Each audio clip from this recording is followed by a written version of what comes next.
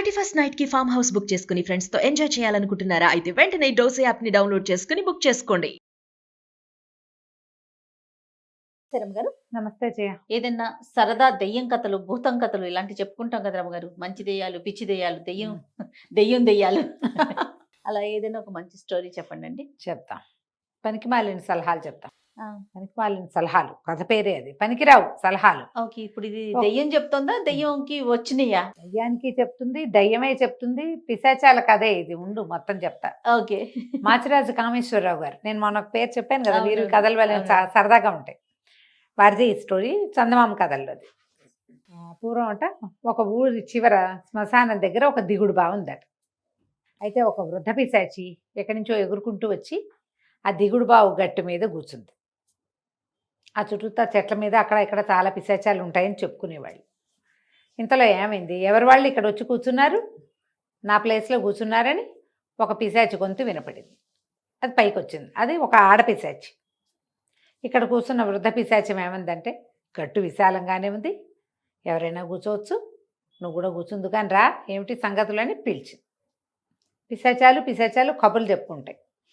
వచ్చి కూర్చున్నాక, నువ్వు ఎవరు ఏమిటి ఎక్కడి నుంచి వచ్చావంటే, నేను ఈ ప్రాంతంలో తిరుగాడుతూ ఉంటాను, చిన్నపన్న పిశాచాలకి సలహాలు చెప్తా.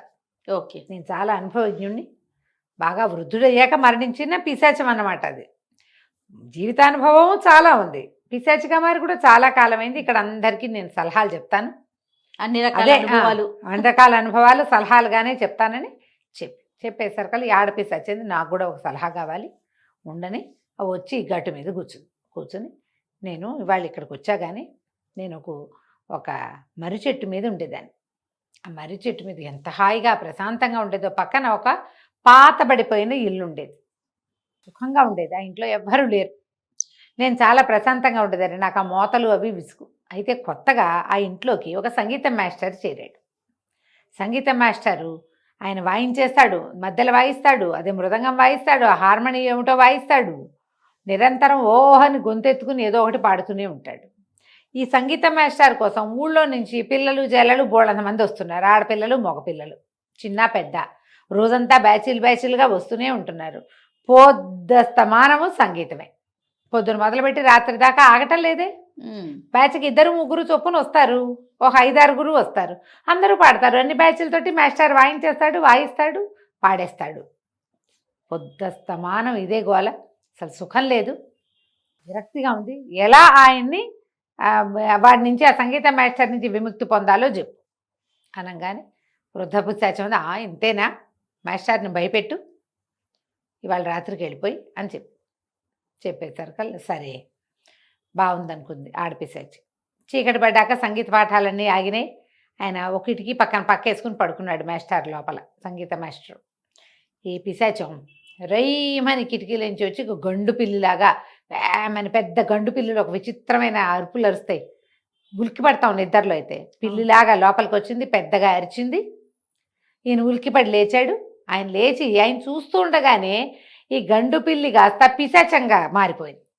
ఓహో, అది చావద్దు. ఇంకోడైతే ఉలిక్కిపడి ఎవరమ్మాయి అన్నాడు. అనేసరికి నేను ఇక్కడ ఉండే పిశాచాన్ని, చెట్టు మీద ఉండేదాన్ని, నువ్వు వచ్చిన దగ్గర నుంచి గోలే, నేను పిశాచాన్ని నీకు తెలిసింది కదా, నువ్వు ఇల్లు ఖాళీ చేసి వెళ్ళిపో ముందు, నువ్వు వెళ్తే కానీ నాకు ప్రశాంతత రాదు అని ఆడపిశాచి గట్టిగా చెప్పింది. ఆయన హా అని ఆవలించి, దానిదేముందిలే, అది ఇంటి నిండా ఎలకలే, పాతిల్లు కదా, ఇందాకేదో రూపం మారేవు కదా పిల్లి, ఆ పిల్లిగానే ఉండు, ఈ ఎలకలన్నింటినీ చంపేస్తే నేను ప్రశాంతంగా ఉంటా అని చెప్పి అటు తిరిగి పడుకున్నాడు. గుర్రు పెట్టడం మొదలుపెట్టాడు. ఈ పిశాచి నిర్ఘాంతపోయింది. అయ్యో రామా, వీడి దుంపదేగా, ఏమిటి నేను పిల్లిగా మారాలి వీడి కోసము, చీ అనుకుని గబిలంలాగా మారి ఆ ఇంట్లోంచి బయటికి వెళ్ళిపోయి రయ్యమని పరిగెత్తుకుంటూ పోయింది. మర్నాడు మళ్ళీ వృద్ధ పిశాచాన్ని కనపడింది. నువ్వు చెప్పిన సలహా కుదరలేదు, మరి వాడేమో ఆ మాస్టర్ ఏమో నన్ను పిల్లిగా మారు, మా ఇంట్లో ఎలకల్ని బట్టు అని పనులు చెప్తున్నాడు నాకు, నేను పిల్లిగా వెల్లిగా మారలేను, ఇంకోటి ఏదైనా చెప్పమని.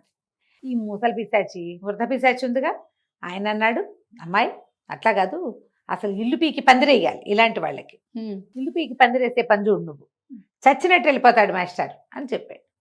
మర్నాడు ఏం చేసింది ఈ పిశాచి, రాత్రికి చేరి ఇంటి మీద ఎక్కి పెంకులు ఇళ్ళు ఉంటాయి కదా, ఆ. ఒక్క పెంకు బయట కింద పడేస్తావు. పడేస్తుండేసరికల్లా ఈ మాస్టారు ఇంట్లో నుంచి బయటకు వచ్చి, ఏమిటి ఎవరు నువ్వు ఏం చేస్తావంటే, పిశాచం కనపడింది. నిన్నే చెప్పాను నీకు ఇది వదిలిపెట్టి పొమ్మని, ఆ. నువ్వు వెళ్తావా వెళ్ళవా, లేకపోతే ఈ పెంకులని పీకి పారేస్తాను.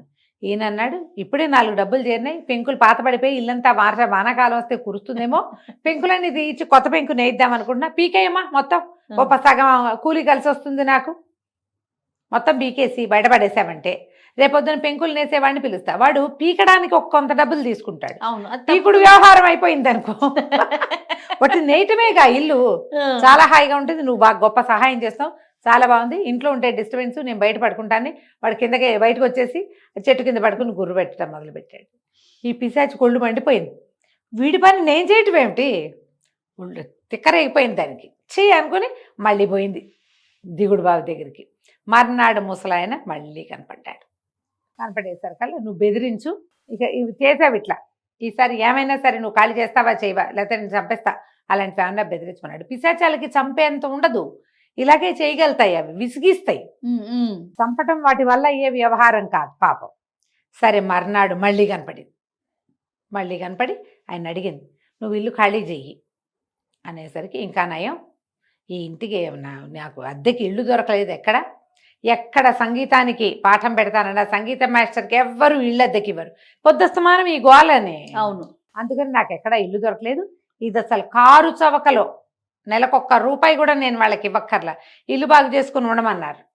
ఆ అవకాశం నేను ఎందుకు పోగొట్టుకుంటా, నువ్వు పిశాచానివి కాదు, రాక్షసువైనా సరే నాకు లెక్కలేదు, దిక్కుని చోటు చెప్పుకోమన్నాడు ఆయన.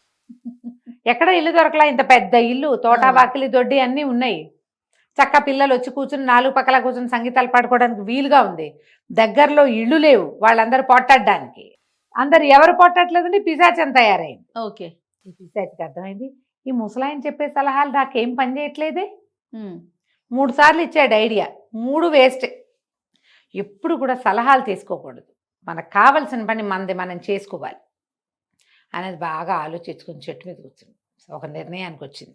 ముసలాయన పలకరిస్తే వృద్ధ పిశాచి మాట్లాడలే, నీ పని అయిందా అదైందా ఏదంటే ఏదో అయిందిలేండి అని, అవలేదంటే ఆయన ఇంకో సలహా చెప్తాడు, అదే కదా, అక్కడి నుంచి పాటించేవా అని చంపుతాడు రేపటి నుంచి, ఈ సలహా గోలు ఎందుకు మనకి, అందుకని ఊరుకుంది.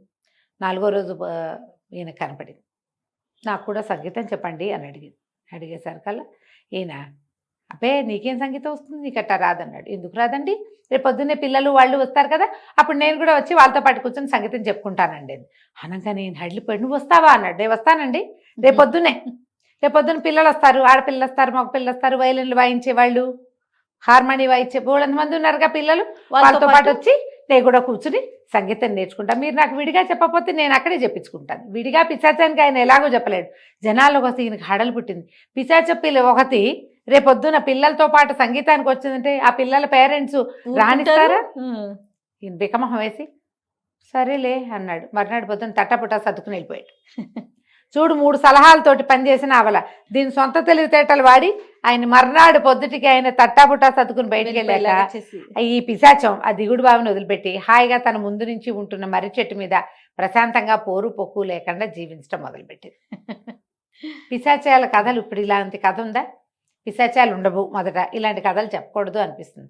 దీన్ని అలా కథగా తీసుకోకండి, ఇందులో నీతి ఆలోచించండి. అంతే కదా రమ్మగారు. మీరు ఇతరుల ఐడియా ప్రకారం మీరు చేసిన నాళ్ళు మీ సక్సెస్ సుమారుగా ఉంటుంది.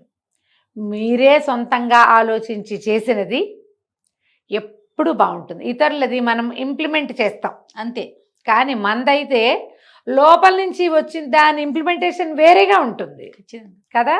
ఆలోచించండి, ఇతరుల సలహాలు వద్దు, సొంతంగా ఆలోచించి ధైర్య సాహసే లక్ష్మి అని ఒక దూకితే పనులైపోతాయి. కథ కంచికి మనం ఇంటికి. రైట్. నమస్తే రమ్మ గారు. నమస్తే.